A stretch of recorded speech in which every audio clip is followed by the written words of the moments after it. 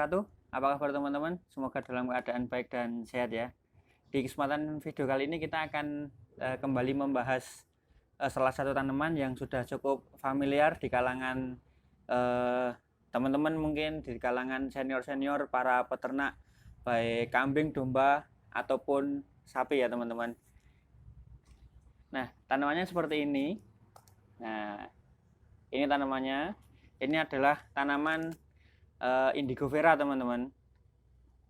Tanaman ini cukup familiar di kalangan senior-senior para peternak domba, kambing atau sapi ya, sebagai salah satu support untuk pakan hijauan bagi ternaknya para senior-senior ya. Nah, sedikit kita akan membahas tentang sejarahnya teman-teman. Tanaman ini masuk ke negara kita, ke Indonesia sekitar tahun 1900-an yang dibawa oleh bangsa Eropa pada waktu itu ya. Seperti dilansir di situs dispertan.bantenproof.go.id, tanaman ini ketika dulu terjadi fase tanam paksa menjadi salah satu tanaman yang wajib ditanam sebagai tanaman pendamping untuk kopi, kemudian untuk teh dan untuk karet ya teman-teman. Yang kemudian oleh masyarakat Ambarawa digunakan untuk sebagai tanaman peneduh dan penyanding untuk tanaman kopi ya teman-teman.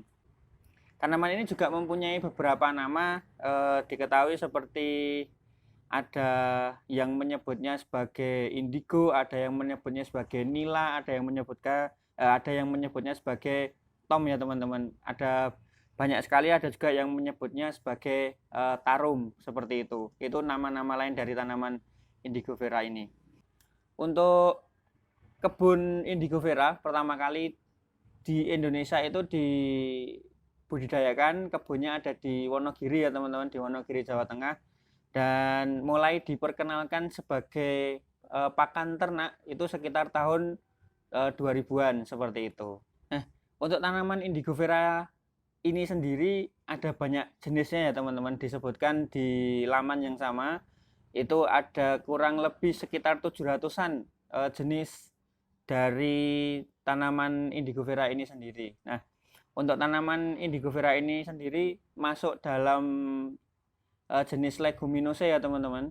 Jenis leguminose yang dia ketika ditanam dia secara mandiri mampu menyerap unsur nitrogen dari alam secara mandiri untuk memberi nutrisi kepada tanamannya itu sendiri. Nah, selain itu juga karena dia menjadi tanaman pengikat nitrogen, bisa juga digunakan sebagai tanaman perintis apabila teman-teman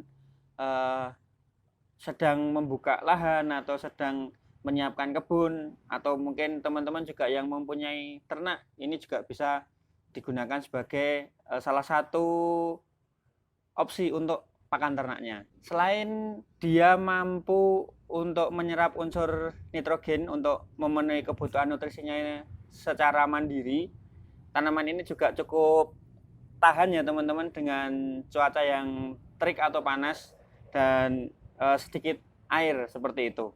Untuk pembudidayaan tanaman indigo vera ini dapat dilakukan di ketinggian antara 1 sampai 1800 mdpl ya teman-teman.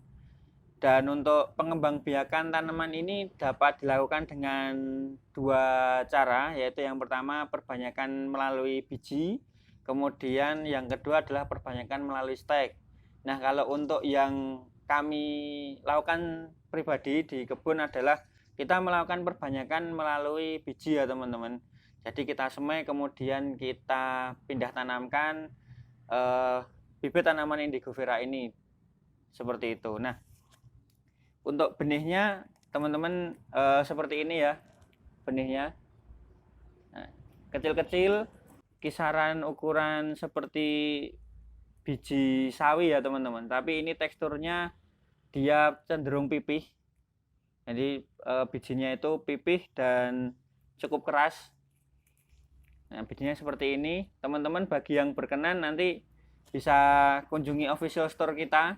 Untuk linknya ada di deskripsi ya teman-teman. Yang berikutnya tanaman ini masuk dalam kategori tanaman yang membutuhkan sinar matahari penuh ya teman-teman, atau dengan nama lain dia kategori tanaman full sun.